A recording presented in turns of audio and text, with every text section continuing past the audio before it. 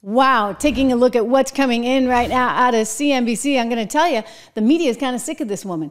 They're getting kind of tired of the nonsense, the stuff that makes absolutely no sense. You've seen some smarter anchors call this stuff out over and over again to some of her economic people, but this one really got to me. I thought this was absolutely fantastic. I want to share this clip with you. This is the morning team there at CNBC. This is significant because I guarantee you, I used to work there. I know how this goes down. I guarantee you those anchors on are a little bit of thin ice, right? Because they've had a series of blowups recently with big key Democrats, and that's not really allowed, right? In the Biden administration, Biden-Harris doesn't really allow you to fire back like that. And yet, what did they do? Well, Joe Kernan went after Elizabeth Warren recently, and then he went after Jason Furman, who's like an Obama economic guy recently. And then, like that wasn't enough, they got to make it a threefer. He and Becky, who's also on the morning show, they kind of pointed out to Kamala's not very bright advisor that his plan to tax capital gains, unrealized capital gains, makes absolutely positively no sense. And just to kind of explain it in really simple terms, imagine you bought a stock. Let's use shares of NVIDIA just, for the sake of it, right? Because NVIDIA is very much in the news out with earnings today. And let's say, you bought it at a certain price and all of a sudden it skyrockets even more than it already has. It goes way, way, way up. You're like, this is amazing. It's going to the moon. And then there's a bad earnings report and it sinks. And maybe it sinks like 200%. And you're like, wait a second. Well, no, Kamala wants you to pay the tax on the stock as it went up all that much, even though you didn't sell it. I mean, it's like unconstitutional and so blatantly wrong, and would completely massacre our economy like overnight. But that's not going to stop her from talking a good game and this idiot advisor. I'm sorry, but he clearly needs to go and take like a class in Econ 101, something. Somebody help him, please. Let's watch Becky and Joe do the job. Unrealized gains, taxing unrealized gains just doesn't seem fair in any sense of the word. In the very best sense, if you are taxing unrealized gains, all you're doing is pulling forward the taxes that would be paid later when someone actually sells the stock. I think that this reaction to unrealized gains is a little funny, given that I bet that the majority of people watching right now are already paying a tax on unrealized gains. It's called a property tax.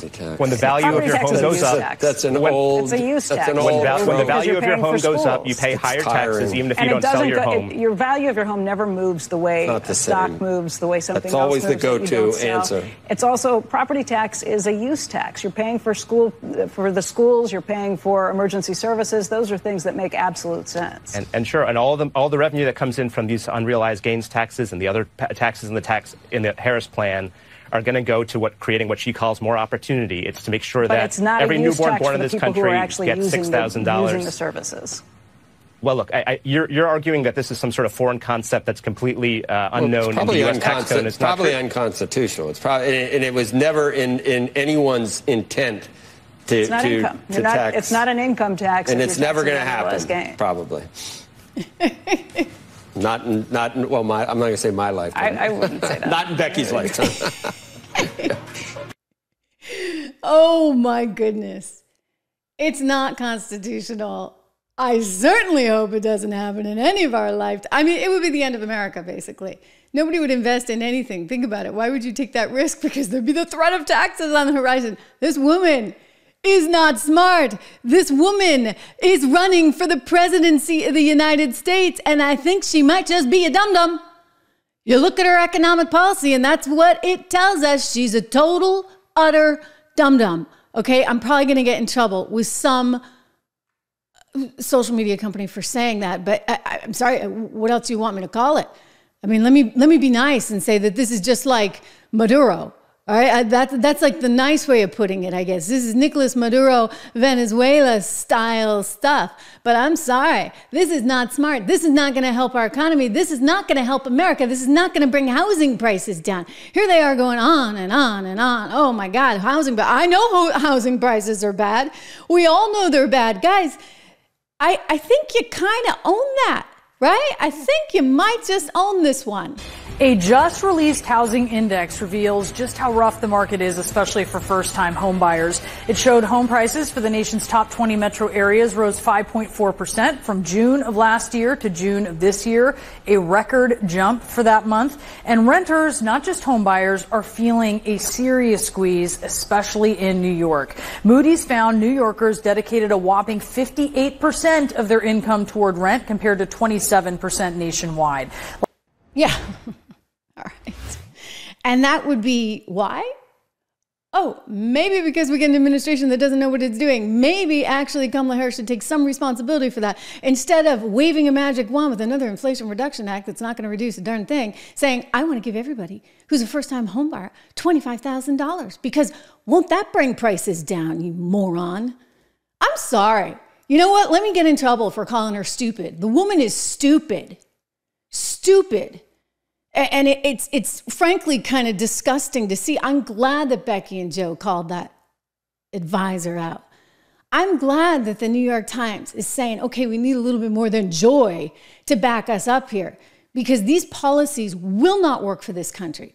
And people need to care about this. You need to be passionate about this because this is frankly dangerous, dangerous stuff. Hey, they're telling you that Project 25 is dangerous, right?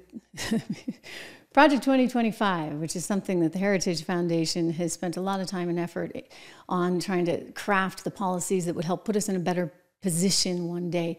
They're trying to say that this stuff is dangerous. Let me tell you guys, you got the danger side of the equation because we're all going to have nothing if we do what Kamala Harris wants. Anyway, go check out Project 2025, the truth about it. They think it's some big darn secret. No, it's right there out in the open for you to see. 25truth.com. Go check it out today. Learn about the policies that are actually going to put us in a better position as a nation. Learn about how we need more and more and more American energy.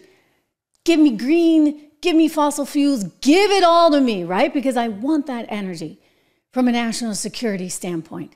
Give me better education and more choice for education for our kids. These are the kinds of things that are going to promote us as a nation, bring us forward, get the deep dark state out of my business. Thank you very much. I think even Meta's CEO is starting to come to that realization, that story coming up. But here's the reality.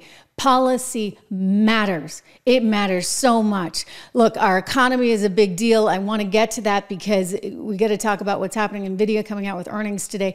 I want to just tell you, if you are interested in investing, excellent news. Good for you. If you're not interested, you're going to have to join me for one of my lectures, and I'm going to tell you exactly why you need to be, because this is really kind of the only way I feel that, especially if you're earning a very static wage, you can really get ahead in time, right? You want to be in that capital labor equation. You want to be part of the capital. So you want to be investing money because, like it or not, no matter what Kamala does, the Federal Reserve is there and they are helping the same darn people out over and over and over and over again, the investing class in America. So become part of it. Let me help you become part of it. Go over to 76 Research today, 76research.com. This is my financial company, a research company that I own. We don't do any of the investing for you. That's all on you. But we guide you. We tell you. We have 3 model portfolios. We have American Resilience, Inflation Protection, and we have the Basic Income Builder, and these are the portfolios with 10 to 15 stocks in each one of them that help put you on the path to really having that kind of security and, frankly, that freedom that is so important as an American today. You can get the 76 report, which is our very frequent publication we put out with occasional stock picks and likes from our model portfolios in there. You can get it for $1 today. Just use code word dollar when you go to 76research.com. I'm telling you guys, these people really make me mad. Okay, they really make me mad because when you start talking about ridiculous stuff, and it is ridiculous that Kamala Harris wants to do, it just gets my Irish up. I'm sorry.